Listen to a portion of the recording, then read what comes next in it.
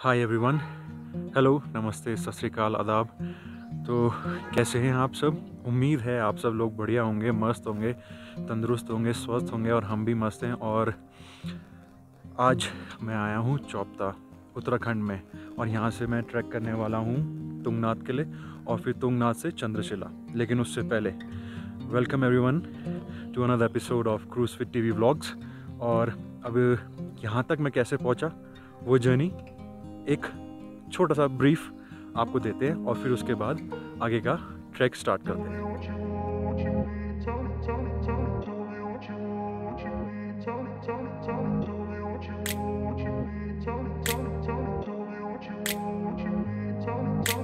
I grew up in a place where they told you what to chase, told you how to run the race, every move was on the page, but I didn't like their way, had to fight and misbehave, had to find a way to change, had to leave to find my way.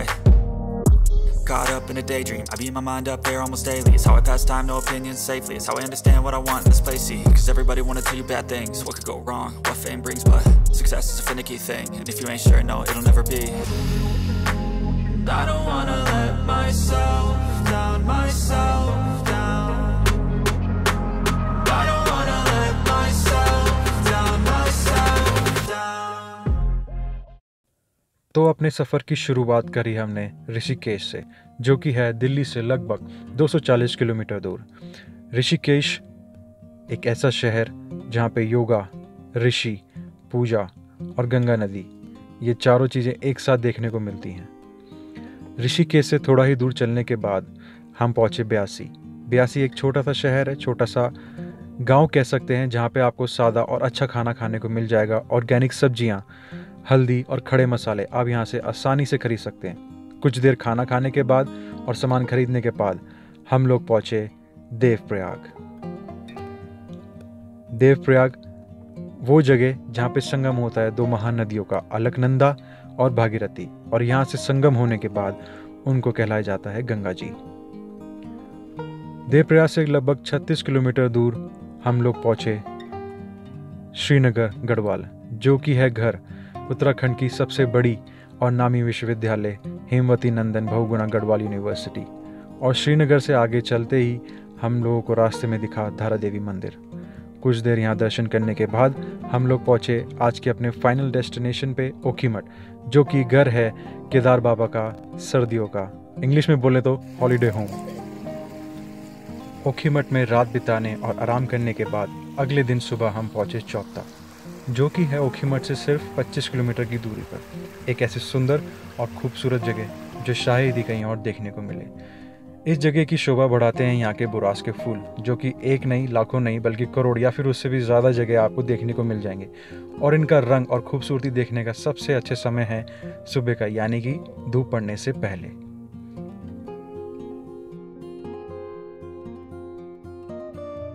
तो जी, रात को मैंने night stay करा था ओखीमठ में, जो कि चौपता से है 30 किलोमीटर्स पहले। वो इसलिए क्योंकि हमने वहाँ पे प्री बुकिंग करा ली थी, नहीं तो जी है और जी स्टिक के लिए पूछ रहे हैं वो चढ़ने के लिए। लेकिन अभी तो भगवान की कृपा से दम है पैरों में और यंग हैं, तो अभी जाएंगे। तो मैं कह रहा था कि ओखीमठ में रुका था चौपता से 30 किलोमीटर पहले, लेकिन चौपता के पास भी हैं काफ़ी कैंप वगैरह। लेकिन जो ओखीमठ है वो एक प्रॉपर मार्केट है, मेन मार्केट है, और वहाँ पे आप आराम से रुक सकते हो और वहाँ पे सारी फैसिलिटी सुविधाएं उपलब्ध हैं। तो ये है अभी यहाँ पे इसका बेस कैंप चौपता का, तुंगनाथ जी मंदिर का। और यहाँ से फिर हम ऊपर चलेंगे। यहाँ पे भी छोटा सा मार्केट है, मतलब रास्ते में पड़ता ही रहता है कुछ ना कुछ। और फिर इसके बाद अब यहाँ से बेस कैंप से तुंगनाथ है अराउंड 3.5 किलोमीटर्स, और फिर चंद्रशिला तुंगनाथ से है 1-1.5 किलोमीटर और, यानी कि टोटल 5 to 6 आवर्स का रहेगा टोटल आना जाना। 7 लगा लो, थोड़ा रुक के फोटोग्राफी वीडियोग्राफी। और ये है एंट्री यहाँ की।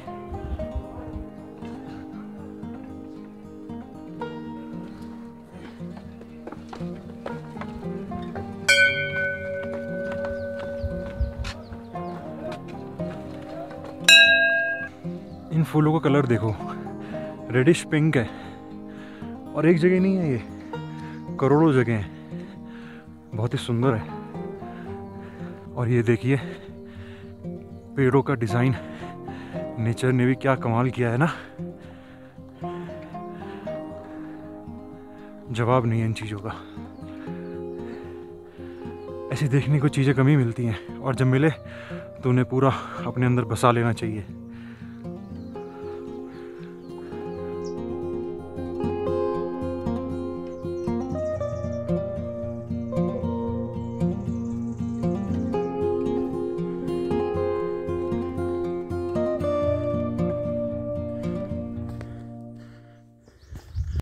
और यहाँ से ही दिखते हैं केदारनाथ बाबा जी के दर्शन। ये हैं सारी वो केदारनाथ पीक माउंटेन रेंजेस। अभी है अप्रैल का महीना, 4 अप्रैल, और अभी सब ब्लूम पे हैं, फ्लावर्स, पेड़ पौधे, नेचर, और बर्फ़ है। अभी यहाँ पूरे साल बर्फ़ रहेगी, बस जो टॉप है वहीं पे थोड़ी थोड़ी रह जाएगी मई जून में, जब पीक गर्मियाँ होंगी। तो यहाँ से सीधे दर्शन कर रहे हैं हम केदारनाथ जी के। अब इस रास्ते की खूबसूरती ये है कि साथ साथ केदारनाथ जी की माउंटेन रेंजेस भी साथ साथ चल रही हैं। बैकग्राउंड में अगर दिख रहा होगा, कैमरा जस्टिफाई कर रहा होगा तो बैकग्राउंड में दिखाई देगा।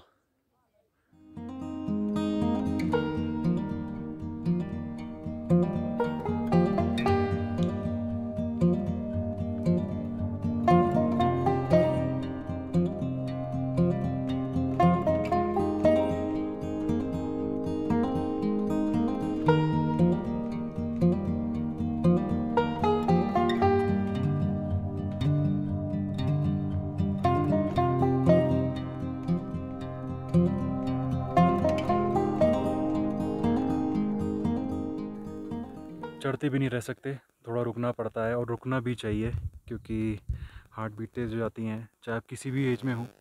बस बाकी फ़र्क इतना होता है कि जो थोड़े से यंग होते हैं वो थोड़ा ज़्यादा मीटर खींच लेते हैं, और जो जिनकी उम्र हो जाती है थोड़ी, वो थोड़ा कम मीटर खींचते हैं।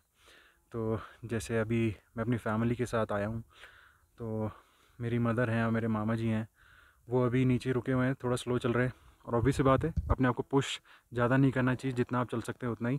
और मैं थोड़ा सा ऊपर हूँ, और यहाँ पे मेरे बैकग्राउंड में बर्फ़ पड़ी हुई है। जैसे जो ऊपर चढ़ते जा रहे हैं ना, तो हल्की हल्की बर्फ़, स्नो दिखाई दे रही है। चल रहे हैं और चढ़ रहे हैं अपना रास्ता देखते हुए तुंगनाथ जी की ओर। ऐसे ही खूबसूरत नज़ारों से भरा पड़ा है चोपता तुंगनाथ। रास्ते में रुकने और बैठने की जगह काफ़ी मिल जाएंगी। ऐसे तो ऐसा सच कोई वहाँ पे कोई कुर्सियाँ या सीट्स नहीं बनी हुई हैं, लेकिन वहाँ पे पत्थर इस तरह से हैं कि वहाँ आप बैठ सकते हो, आराम कर सकते हो। और धीरे धीरे चलते हुए, नज़ारों का मज़ा लेते हुए हम लोग पहुँचे श्री तुंगनाथ जी, जो कि अप्रैल के महीने में भी बर्फ़ से ढका हुआ था। और ये बर्फ़ धीरे धीरे अभी मई जून में आते आते पिघल जाएगी।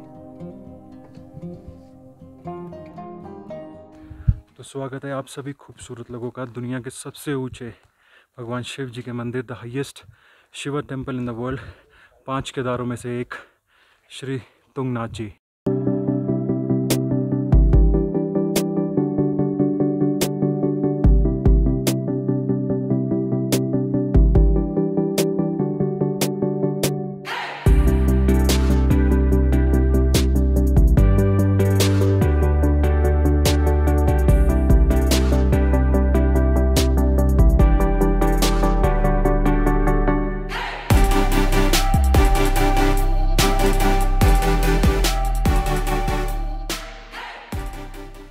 तुंगनाथ मंदिर के दर्शन आप लोग कर सकते हैं मई से लेकर अक्टूबर के बीच, क्योंकि इसी टाइम के बीच में मंदिर के गेट्स खोले जाते हैं, और फिर अक्टूबर के बाद हैवी स्नोफॉल के कारण मंदिर के दरवाजे बंद कर दिए जाते हैं। पुरानी गाथाओं के अनुसार पांडवों ने जब अपने चचेरे भाइयों कौरवों का महाभारत में वध किया, उस पाप से मुक्ति और क्षमा पाने के लिए वो लोग निकले भगवान शिव की तलाश में। और शिव की तलाश करते करते वो लोग पहुंचे गुप्त काशी, जहाँ पे भगवान शिव एक भैंसे के रूप में थे, लेकिन पांडवों से छुपने के लिए वो गायब हो गए और बाद में अलग अलग हिस्सों में जमीन से उभरे, जहाँ भैंस की पीठ निकली केदारनाथ में, हाथ निकले तुंगनाथ में, चेहरा निकला रुद्रनाथ में, नाभि और पेट निकला मध्य महेश्वर में, और उनके बाल कल्पेश्वर में। पंच केदार यानी कि 5 केदारों में से एक श्री तुंगनाथ जी, जो कि 5 केदारों में से सबसे ऊंचाई पर स्थित हैं और उनका स्थान आता है दूसरी जगह पर। तो ये तो मैंने करे थे अभी तुंगनाथ जी के दर्शन, और इसके बाद अब मैं जा रहा हूँ चंद्रशिला। वो मैं बनाऊँगा एक सेपरेट एपिसोड में। तो अगर आपको ये वीडियो ज़रूर अच्छा लगा होगा होपफुली, और मुझे पता है लगा होगा, तो आप अगला एपिसोड भी ज़रूर देखिएगा चंद्रशिला का, क्योंकि वो भी बहुत ही बेहतरीन जगह है और बहुत ही सुंदर जगह है जो मैंने अभी एक्सप्लोर करनी है और आप तक पहुंचानी है। और फिर से अर्ज करूंगा कि आप लोगों को यहाँ पे आना है। तो अब मिलते हैं नेक्स्ट एपिसोड में, जो कि होगा तुंगनाथ से लेके चंद्रशिला तक।